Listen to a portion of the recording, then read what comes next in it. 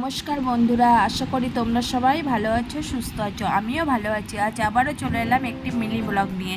প্রথমে আমি মিক্সার ব্লাইন্ডে সর্ষে, পোস্ত, কাঁচা লঙ্কা পেস্ট করে নিলাম। এদিকে একটা কড়াইতে তেল বসিয়ে দিল। তেলটা গরম হয়ে গেলে পেঁয়াজ আর চিংড়ি মাছগুলোকে ভেজে নিলাম।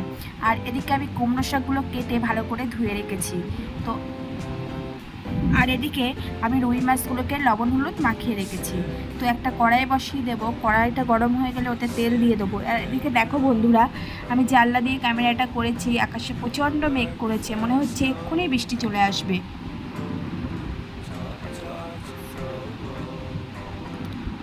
তো কড়াইটা গরম হয়ে গেলে তেল দিয়ে দিয়েছি। তেলটাও গরম হয়ে গেছে। এবার আমি মাছগুলোকে তেলের মধ্যে দিয়ে দেবো।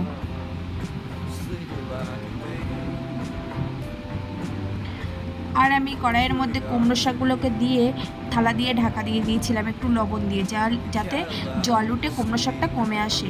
আর এদিকে আমি এই ভিডিওটা বারান্দা থেকে করেছি। আমাদের উঠোন আমি আগের দিনও দেখিয়েছি। তো তখন দু চার ফোঁটা বৃষ্টি পড়ছে।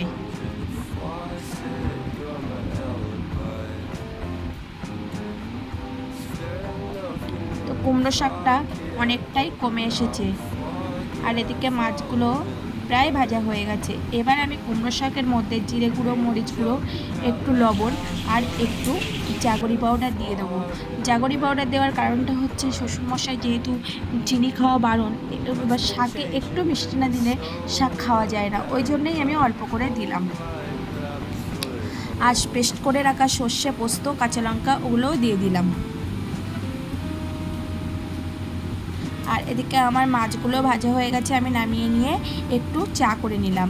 এবার মাছ ভাজার ওই কড়াইতেই আমি পটলগুলোকে ভেজে নেব। আর এদিকে আমার কুমড়ো শাকটা প্রায় হয়ে এসছে। তো পটলগুলো ভাজা হয়ে গেছে। এদিকে আমি কড়াইতে একটু জল বসিয়ে দিয়েছি। তো পটলগুলো তুলে নিয়ে আর একটু তেল দিয়ে তার মধ্যে আমি 5 ফোড়ন আর একটু পেঁয়াজ ফোড়ন দিয়ে দেবো। পেঁয়াজগুলো যতক্ষণ না পর্যন্ত লাল লাল হতে ব্রাউন কালার না হবে ততক্ষণ আমি ভাজতে লাগবো।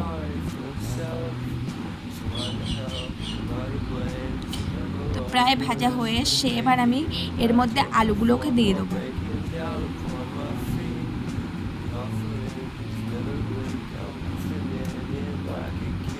এবার আমি এর মধ্যে জিরে গুঁড়ো, মরিচ গুঁড়ো, ধনে গুঁড়ো দিয়ে দেবো।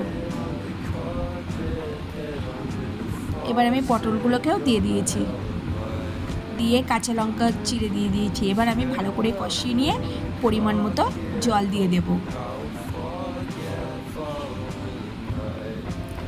তো তরকারিটা ভালোই ফুটে উঠেছে। এবার আমি মাছগুলোকে দিয়ে দিলাম।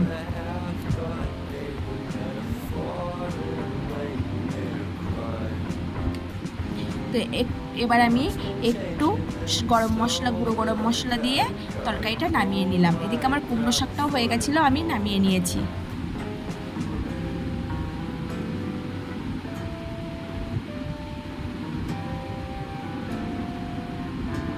তারপরে দেখো বন্ধুরা, আবার জোরে বৃষ্টি। তখন যে বললাম দু চার ফোঁটা বৃষ্টি হচ্ছে, তারপরে দেখি আবার মোটামুটি জোরেই বৃষ্টি হচ্ছে। দেখো উঠোনে জল বোঝাই যাচ্ছে।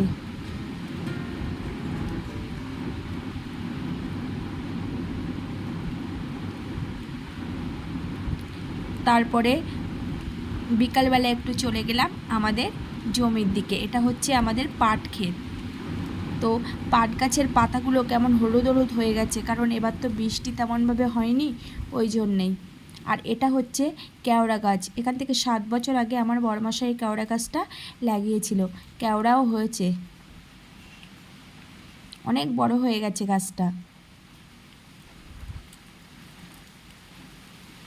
প্রথম প্রথম মানে এখান থেকে 2-1 বছর আগে অনেক কেওড়া হতো, তো সবাই তুলে নিয়ে যায়। আর এটা হচ্ছে কুল গাছ, আমাদের জমিতেই শ্বশুরমশাই লাগিয়েছে। আর এই জমিটা পরিষ্কার করেছে। এখানে হয়তো কিছু লাগাবে, বেগুন, লঙ্কা, এসব চারা কিছু লাগাবে। তারপরে চলে এলাম আমাদের উঠোনে। এদিকে স্বস্তিক আর ঋষভ খেলা করছে। ঋষভ হচ্ছে আমার ননদের ছেলে।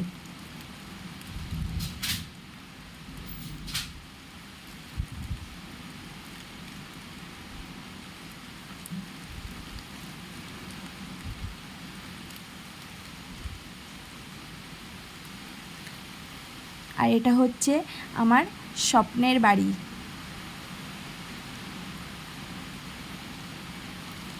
সন্ধ্যাবেলা ঘরে চলে এলাম। তারপরে স্বস্তিকের গানের আন্টি আসলো স্বস্তিককে গান শেখানোর জন্য।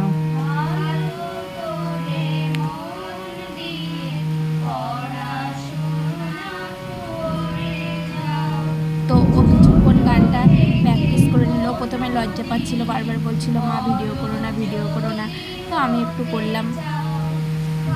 তো আজকের ভিডিওটা এই পর্যন্তই বন্ধুরা। যদি তোমাদের ভালো লাগে অবশ্যই সাবস্ক্রাইব করো। ভালো থেকো, সুস্থ থেকো।